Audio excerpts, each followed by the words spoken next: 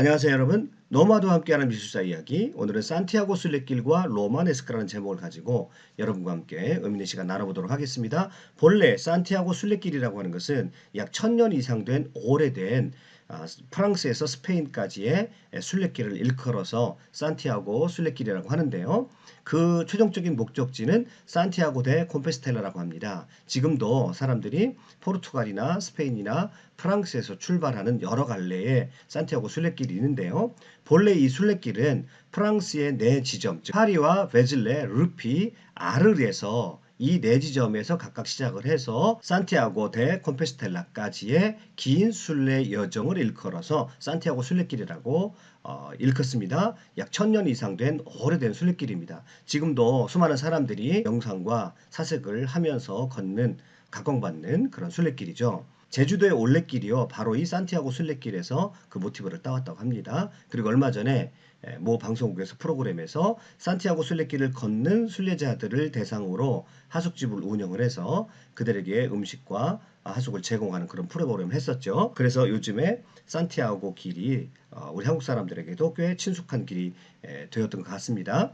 자, 아무튼 역사적인 배경을 좀 따져보죠. 자, AD 395년에 동서로마가 분열을 하게 되고요. 자, 이쪽은 서로마 제국이 되고요. 이쪽은 동로마 제국이 됩니다. 동로마 제국은 분열되어서도 1000년 이상을 유지가 됩니다. 그런데 서로마 제국은 얼마 안 돼서 이내 무너져 버리게 됩니다. 그것은 라인강 북쪽에 있었던 게르만 민족들이 밀고 내려왔기 때문에 그렇습니다. 게르만 민족은 그들 옆에 갑작스럽게 등장한 훈족 때문에 훈족을 두려워해서 서쪽으로 피난을 내려왔고 민족의 대이동이 되어진 것이죠. 기존의 서로마 제국 영토를 게르만 민족들이 차지하게 되면서 이제 중세가 시작이 되는데 중세가 하루아침에 안정된 것이 아닙니다. 이런 게르만 민족들이 내려와서 수많은 이합 집산이 이루어지며 수많은 전쟁이 있었겠죠. 그러다가 점차 그 게르만 민족의 일족인 프랑크 왕국이 지금의 유럽 전체를 통일하게 되는 대형 왕국으로 커다란 왕국으로 발전하게 됩니다. 그래서 교황은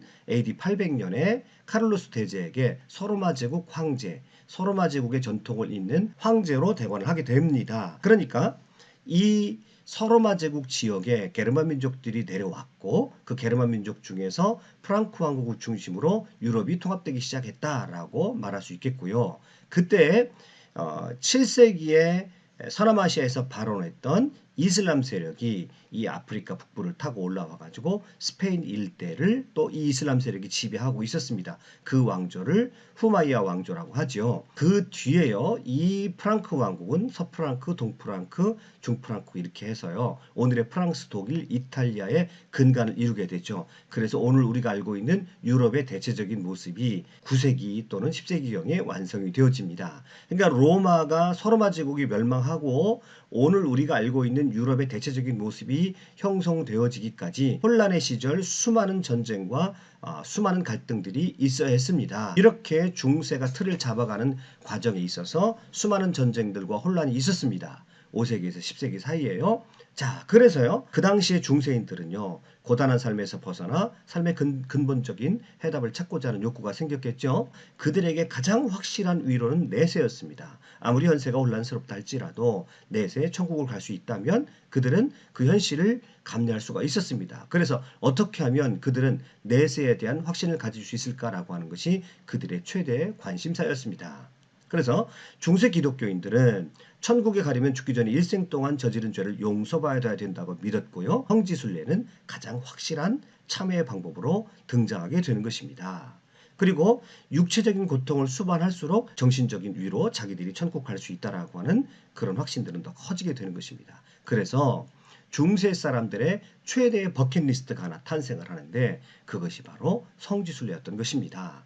그래서 그들이 대표적으로 갔던 성지순례가 예루살렘, 로마, 베네치아입니다. 자, 예루살렘은 더 이상 말할 것도 없죠. 그들이 기독교 신앙을 받아들여서 그 기독교 신앙의 뿌리가 되는 예루살렘을 그들은 늘 사모했고 수많은 사람들이 예루살렘 성으로 성지순례를 떠나기 시작했습니다. 예루살렘까지 가기 힘든 사람은 로마에 베드로가 묻혀 있죠. 그래서 로마까지 순례하는 사람들이 있었고요. 또 일부는 베네치아, 마가의 시신이 여기에 매장돼 있다고 그래요. 그래서 어떤 사람들은 베네치아까지 이렇게 성지순례를 떠납니다. 자, 계속되는 전란과 고통과 혼란의 시기에 그들은 내세에 대한 강렬한 소망을 갖게 되었고 순례길을 떠나면서 메시아에 대한 확신을 갖고자 했던 것입니다. 그래서 중세 사람들에게 한 번쯤은 예루살렘 또는 성인들이 묻혀 있는 성지 순례를 갔다 오는 것은 그들에게 굉장한 위안이 되는 가장 큰 버킷리스트가 되었던 것입니다.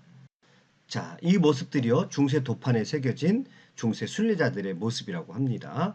넓은 창이 있는 긴 모자를 쓰고 있고요. 그 다음에 긴 지팡이를 의지해서 험한 길, 미지의 길, 위험으로 가득 찬 그 길을 오로지 종교적인 열정 하나만 품고 갔었던 사람들의 모습입니다. 본래 성경은 우상이라든지 인간을 식욕화하는 것을 금지하고 있습니다만은 혼란스러운 세상에서 구원받고 내세를 보장받고자 하는 그들의 열정이 자, 예수님의 자취를 느낄 수 있는 예루살렘과 또는 예수님의 제자들의 흔적이 있는 곳 그리고 조금이라도 성스러운 물건이 있다고 한다면 그들은 온갖 위험을 무릅쓰고 감수하면서 순례의 길을 떠났던 것입니다. 지금이야 순례의 길들이 이렇게 잘 닫게 돼 있어서 낭만적이고 목가적인 풍경을 유지하고 있습니다만은 그 당시에 그 험한 길들, 미지의 길들, 그리고 온갖 도적과 강도와 온갖 위험이 산재해 있는 그곳을 그들은 열정, 종교적인 신념을 가지고 그 길을 찾아갔었던 것입니다. 자, 그런데요. 11세기 들어오게 되면 성지순례 운동의 성격이 달라지게 됩니다. 11세기 우리가 잘 아는 것은 십자군 운동이 시작되었거든요. 중세 유럽 기독교인들이 늘 꿈에도 그리고 평생 한번 가보고자 했던 곳이 예루살렘 성전인데 그 예루살렘을 이슬람들이 차지하고 있다는 그것 때문에 그들의 성지순례 운동이 막대한 지장을 받습니다. 그곳을 차지하고 있는 이슬람에 대해서 십자군 운동이 발생하게 되죠. 자, 이러한 십자군 운동이 발생하게 되면서 예루살렘으로 가는 길이 막히게 됩니다. 그런데 뜻밖에도 상대적으로 덜 위험한 장소가 중세 유럽 기독교인들의 마음을 사로잡기 시작했습니다. 그곳이 바로 산티아고 대 콤포스텔라입니다. 800년경에 야고보 성인의 유해가 발견되었다고 중세 유럽 기독교인들에게 소문이 나기 시작을 합니다. 자, 이 야고보 성인이 누구냐 하면 야고보는 예수님의 제자 중에서 제일 먼저 순교를 당했던 사람이거든요. 그래서 야고보 성인이 예루살렘에서 순교를 당한 후에 제자들이 빈 배에 시신을 실어 보냈는데 그 배가 스페인 해안까지 떠내려왔고 거기 어느 곳에 묻혀 있다가 800년경에 야고보 성인의 유해가 발견됐다고 하는 것이에요. 자, 그 소문이 유럽의 기독교인들에게 퍼지자 산티아고 대 콤페스텔라까지 가고자 하는 순례 행렬이 붐을 일게 됩니다. 이 지도를 보시죠. 본래 예루살렘과 또는 로마, 베네치아가 인기 있는 순례의 목적지였는데 이제 새롭게 산티아고 대 콤페스텔라라고 하는 새로운 목적지 야고보 성인의 유해가 묻혀있는 이곳이 새로운 순례길로 그들에게 등장하게 된 것입니다. 더더군다나 당시에 이베리아 반도 남쪽에는 이슬람 세력들이 지배하고 있었거든요. 그래서 이슬람 세력에 대한 경각심과 이슬람 세력을 경계하고자 하는 또 그들을 밀어내고자 하는 그런 목적까지 포함해서 중세 유럽 기독교인들이 더 많이 이 산티아고 순례길을 가게 됩니다. 자, 산티아고 대 콤페스텔라라고 하는 뜻을 살펴보죠. 산티아고라는 것은 세인트 제이콥 이런 뜻입니다. 그래서 야고보라는 뜻이에요. 아고가 야고보라는 뜻입니다. 야고보 성인이라는 뜻이죠. 자, 그 다음에요. 콤포스텔라라고 하는 것은 별의 들판입니다. 그래서 야고보 성인의 별이 빛나는 들판이란 뜻이 산티아고 대 콤페스텔라입니다. 자, 지금 산티아고 대 콤페스텔라에 세워진 성당입니다. 이곳이 최종적인 순례의 목적지가 되겠죠. 자, 이곳에 가기 위해서는 프랑스에 네 출발점이 있습니다. 아까 말씀드렸던 대로 파리, 베즐레, 르피, 아르이라고 하는 중세 도시에서 각각 출발을 해서요. 자, 푸엔테 라 레이나라는 곳에 중앙기착짐을 두고요. 산티아고 대 콤페스텔라까지의 긴 중세 사람들에게 있어서는 너무나도 이 긴 순례자길이 각광을 받게 됩니다. 그리고 중간에 피레네 산맥이 가로막고 있는데 이 피레네 산맥을 또 넘어야 되겠죠. 여기가 베즐레입니다. 베즐레가 4개의 프랑스에서 출발하는 4개의 출발점 중에 하나라고 말씀드렸는데 자, 여기가 성당이 있죠. 베즐레 성당에서 출발을 하게 되겠죠. 고대 로마의 전통을 많이 간직한 도시가 바로 이 아르인데 아르에서도 산티아고 길이 출발하게 됩니다. 이와 같은 순례 열풍은요, 중세 유럽에 새로운 활력을 불어넣게 되는데요. 이 순례길을 따라서 수많은 편의시설을 또 제공해야 되니까 그 편의시설을 만들다 보면 새로운 도시들도 만들어지게 되고요. 그 다음에 기존의 도시들도 새로운 순례객들을 맞이하기 위해서 대규모 성당을 짓고 또 도시의 모습을 새롭게 꾸미고자 하는 그런 열풍이 불기 시작합니다. 그래서 전 유럽에 11세기, 12세기에 동시다발적으로 새로운 성당들이 세워지게 됩니다. 자, 이러한 그 당대의 모습을 한 글에서 이렇게 표현하고 있습니다. 기독교 공동체들은 치열한 경쟁심 때문에 인근 교회보다 더 호화로운 교회를 갖고 싶어 했다. 지상세계가 오래된 옷을 벗어버리고 교회의 흰옷으로 갈아입는 듯하다. 그리하여 거의 모든 교회들, 그러니까 수도원부터 마을의 조그만 예배당까지 신자들에 의해서 전보다 더 보기 좋게 지어지고 있다. 당시에 성당을 크게 짓고자 하는 열풍이 불고 있는 모습을 이렇게 묘사하고 있는 겁니다. 그래서 11세기, 12세기에 이처럼 새로운 형식의 교회를 짓고자 하는 그 사람들이 어떤 일정한 형식이 필요했겠죠. 그래서 그 당시에 지어졌던 교회들을 일컬어서 로마네스크 건축이라고 하는 것입니다. 그러니까 로마네스크라는 말은 뭐냐면 로마의 건축 양식을 그대로 따와서 교회를 지었다 해서 로마를 닮은 로마식의 로마네스크 건축이 유행하게 되는 것입니다. 자, 로마의 건물, 그러면 여러분 콜로세움을 대표적으로 떠올리게 되는데, 콜로세움의 대표적인 건축 구조하면 아치를 말하겠죠. 그래서 여기 리피 하면 이제 아까 보셨듯이 순례길의 출발점이에요. 이 성당 앞에 보면 아치를 볼 수가 있죠. 자, 여기도 보세요. 피사의 대성당이 보게 되면 아치의 연속이라고 볼 수가 있겠습니다. 이처럼 자, 로마네스크 양식은 1차적으로 아치가 보여지는 것입니다. 여러분이 유럽에 가셔서 성당을 보실 때 이 아치가 1차적으로 보이게 되면 아, 로마네스크 양식이구나 라고 하는 것을 금방 아실 수 있겠습니다.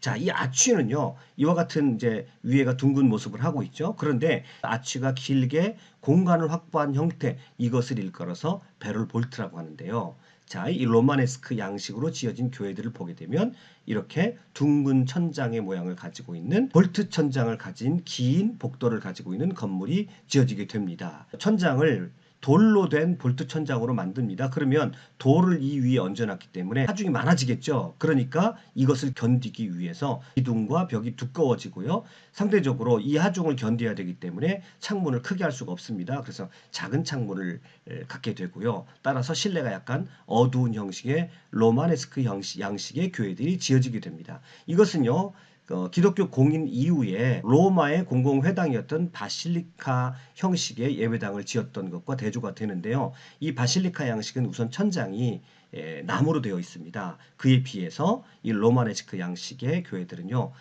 이 볼트식의 모양을 가지고 있죠. 그래서 돌을 이 위에 얹혀놨기 때문에 이 하중을 견디기 위해서 벽이 두꺼워야 되고요. 기둥들이 튼튼한 기둥들이 받치고 있어야 되는 것입니다. 그래서 이 천장을 보면 바실리카 양식과 로마네스크 양식의 차이를 분명하게 알 수가 있습니다. 자, 베질레, 여기도요, 산티아고 순례길의 출발지죠. 여기에 이 마들렌 성당을 보세요. 천장을 딱 보면 알 수가 있겠죠. 아치 형태가 이루어져 있고요. 그리고 안에 공간, 볼트 공간이 마련되어 있죠.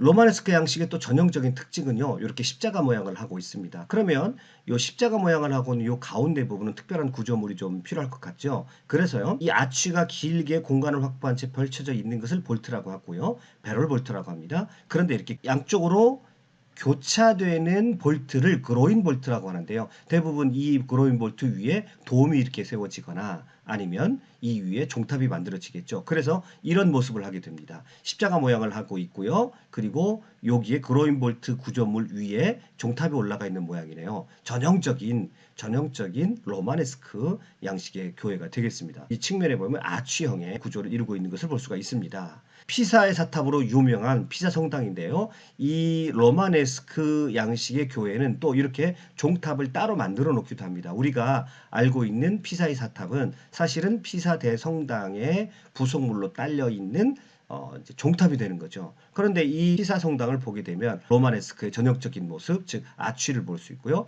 그 다음에 아치가 만들어낸 긴 공간들이 만들어져 있고요. 십자가 모양을 하고 있죠. 십자가 모양을 하고 있고요. 그로인볼트 위에 돔이 만들어져 있는 로마네스크의 전형적인 모습을 볼 수가 있습니다. 자, 그리고요, 이 로마네스크의 앞쪽에 창은 원형으로서 장미와 차륜, 그러니까 바퀴 모양의 어떤 구조물을 사용해서 이제 채광이 될 수 있도록 빛이 들어오게 하고요. 그 모습을 좀 신성하게 만들어 놓았다고 합니다. 아무튼요, 이 산티아고 순례길과 로마네스크 건축 양식은 동시대에 같이 있었던 사회 현상이라고 할 수 있겠죠. 그래서 순례에 대한 열풍이 일었고 그 순례에 대한 열풍이 교류로 이루어지고 그래서 그 교류 속에서 호화로운 교회, 화려한 교회들이 세워지기 시작을 했는데 예전에 500년 전에 로마가 사용했던 건축 양식을 빌려와서 로마네스크 양식의 교회들이 그 당대 11세기, 12세기에 전 유럽에 동시적으로 많이 세워지게 되었다라고 하는 것을 오늘 여러분과 함께 살펴보았습니다. 자, 오늘 끝까지 강의 들어주셔서 대단히 감사합니다. 수고하셨습니다.